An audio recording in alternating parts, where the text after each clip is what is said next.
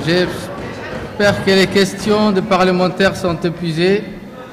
Et donc la commission des finances aussi a beaucoup travaillé sur le budget.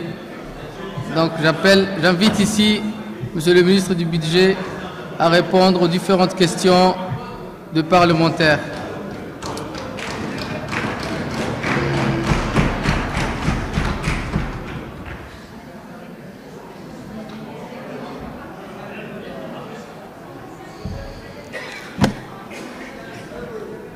Bismillahirrahmanirrahim. Parce que je ne suis pas plus grand qu'Acha.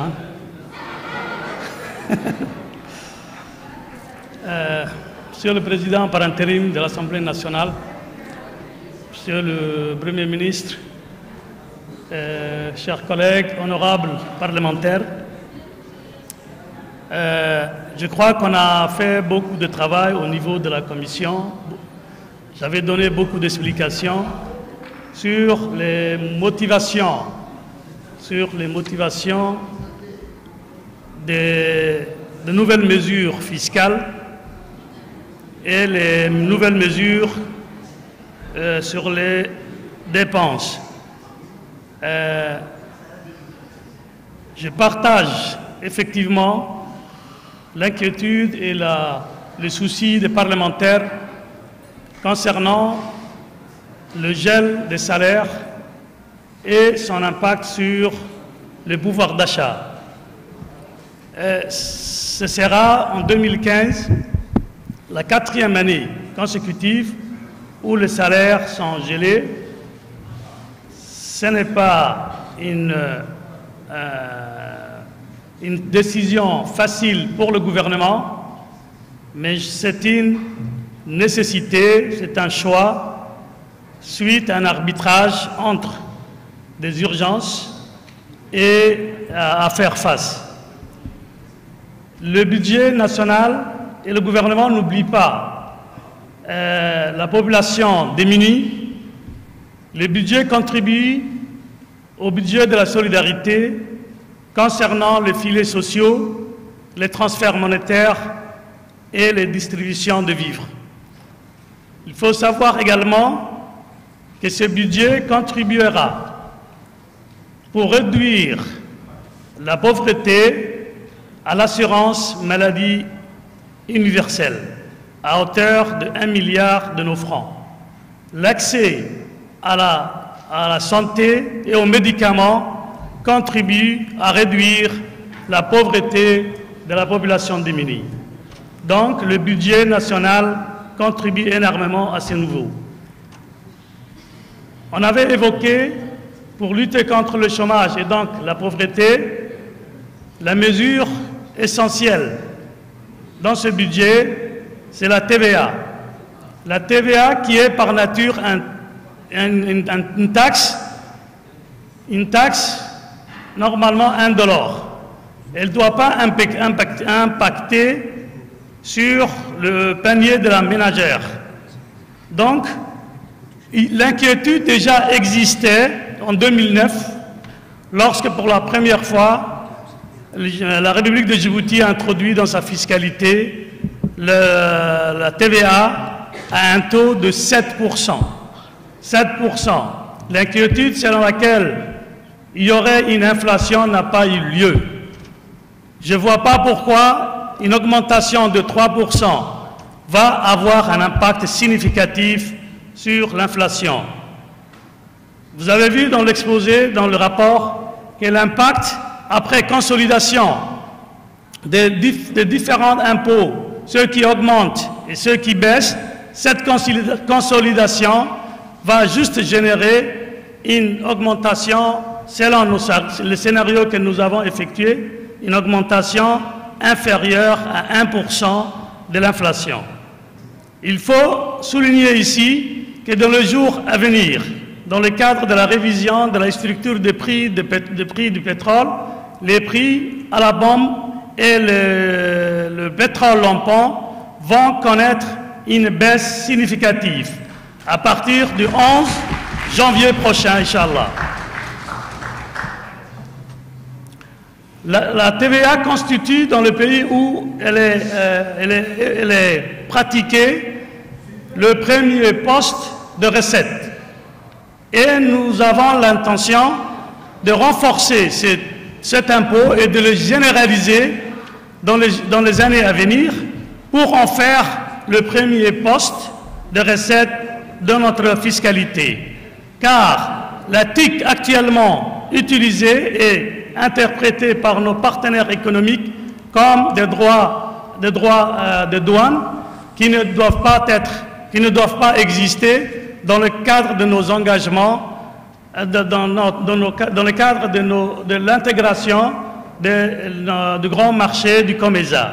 Donc, progressivement, nous avons l'obligation de quitter la TIC, d'abandonner la TIC et la remplacer par une fiscalité plus douce et axée sur la consommation. Il faut souligner que dans le budget 2015, nous avons essayé d'introduire et de favoriser le secteur privé afin également d'aider le secteur privé à recruter, parce que l'État ne peut pas continuer à recruter et à faire de tous nos jeunes des fonctionnaires. Ce budget a vu une révision à la baisse de la patente d'activité et de la patente d'importation. Là également, il y aura un gain une fois que la patente à l'importation a baissé, c'est sûr, il y aura une implication, un impact positif sur le pouvoir d'achat. Je reviens sur la patente jeune.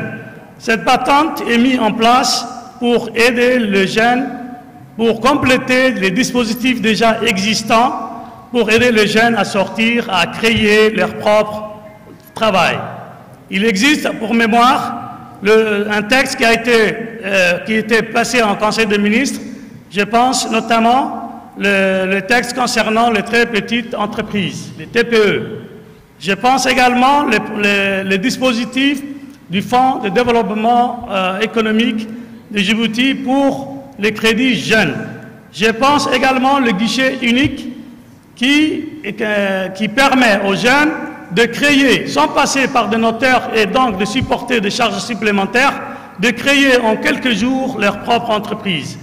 Je pense également le futur fonds de garantie qui va permettre d'aider les jeunes qui ne peuvent pas avoir ou qui n'ont pas suffisamment de garanties pour emprunter auprès des banques de la place ou auprès du fonds de développement. Ce fonds-là sera activé à chaque fois où le besoin va se faire sentir. Le budget national contribue à la mise en place de ce fonds à hauteur de 200 millions de nos francs pour constituer le capital de ce fonds. Donc, là également, toutes ces mesures vont contribuer probablement à permettre à nos jeunes de se prendre en charge. Quant à la limitation de l'âge des jeunes qui vont profiter de ces dispositifs, nous sommes ouverts pour aller jusqu'à 35 ans.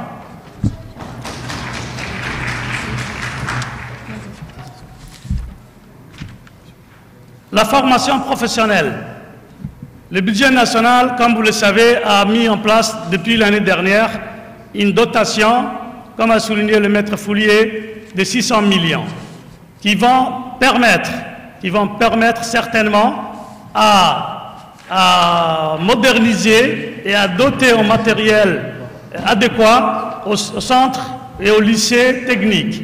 Donc, si vous avez besoin de plus d'informations, le ministre de l'enseignement est là et de la formation professionnelle. Il va... Donc, le budget national contribue à la formation professionnelle et également au niveau d'un dispositif redynamisé qu'on a dénommé actuellement le SNAD, le Service national adapté pour le développement. Le mot développement fait surface pour mettre l'accent, la redynamisation et la revitalisation de ce dispositif dont beaucoup de jeunes ont profité jusqu'à aujourd'hui. Avant de quitter, je reviens je confirme pour le timbre. Pour les timbres, les actes civils, comme les parlementaires ont souligné, ne seront pas concernés et les montants, les taxes existantes actuellement en vigueur vont demeurer. Avant de quitter, je me joins aux parlementaires et à mes collègues pour souhaiter un prompt rétablissement au président de l'Assemblée nationale qui sera évacué sur Nairobi aujourd'hui même. Et puis, je vous souhaite tous une bonne année. Merci. Merci, Monsieur le ministre, pour ces précisions. Donc, on va proposer au vote en fait le projet des lois de finances. Donc, avant que les procédures de vote soient lancées, j'invite les parlementaires donc, à appuyer sur le vert pour dire oui, sur le blanc pour l'abstention et sur le rouge pour dire non. Donc, une fois que la procédure est lancée, 3 lumières vont clignoter. Donc, et vous avez 1 minute. Il faudra appuyer sur le vert pour dire oui, blanc c'est l'abstention, rouge c'est pour dire non. Donc j'invite les techniciens à lancer donc, le procédure de vote. Voilà, le procédure de vote est lancée. Vous avez 1 minute. Vous avez 1 minute pour voter, donc il faudra appuyer très fort. Oui, oui, en gros oui.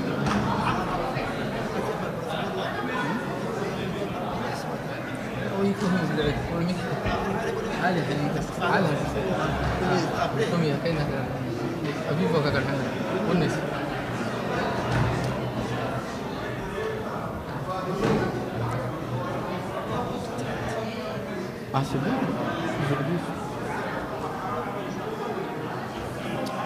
Vous avez 20 secondes.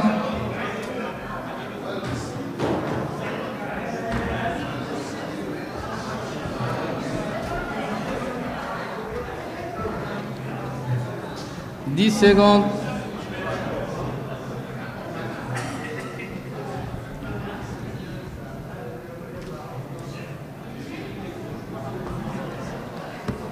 Le procédure de vote étant terminée, donc